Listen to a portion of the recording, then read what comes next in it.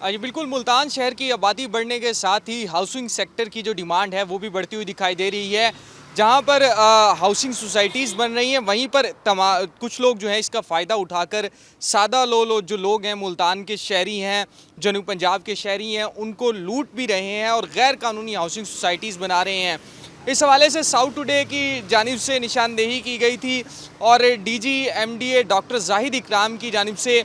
MDA को हिदायत की गई है कि तमाम जो गैर कानूनी हाउसिंग है सोसाइटीज़ हैं, उनके हवाले से उनकी जो लिस्टें हैं वो बाज़ाब्ता तौर पर एक दफ़ा फिर से जो है उन्हें तैयार किया जाए, रिन्यू किया जाए। और इसके साथ साथ अब जो है एमडीए की जानिब से साउथ टुडे की खबर पर जो है दोबारा से गैर कानूनी हाउसिंग सोसाइटीज़ हैं उनके ख़िलाफ़ जो एक्शन है वो तेज़ कर दिया गया है। और ताज़ा तरीन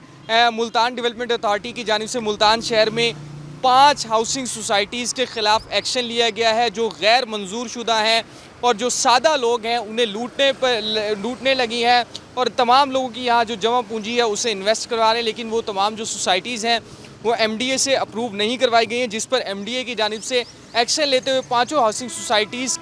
के हवाले से जो साइट्स हैं, ऑफिस जो कायम किए गए थे जहाँ पर बुकिंग जारी थी, उन्हें भी सील कर दिया गया है। और इसके साथ साथ उनका जो रोड नेटवर्क, सीवरेज नेटवर्क है, उसको भी डिस्कनेक्ट कर दिया गया है। इन 5 हाउसिंग सोसाइटीज़ के हवाले से बात की जाए तो ये गैर कानूनी जो हाउसिंग सोसाइटीज़ हैं,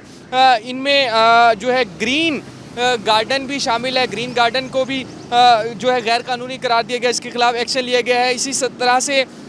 जो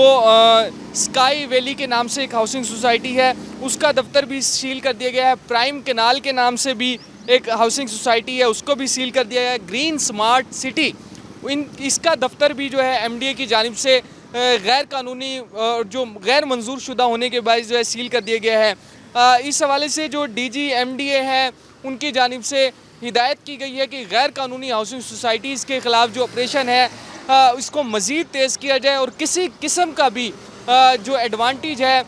इन गैर कानूनी हाउसिंग सोसाइटीज़ वालों को ना दिया जाए और इनके खिलाफ ज़ीरो टॉलरेंस पॉलिसी इख्तियार की जाए। इसके साथ साथ शहरियों से भी यही अपील की गई है एमडीए की जानिब से कि गैर कानूनी हाउसिंग सोसाइटीज़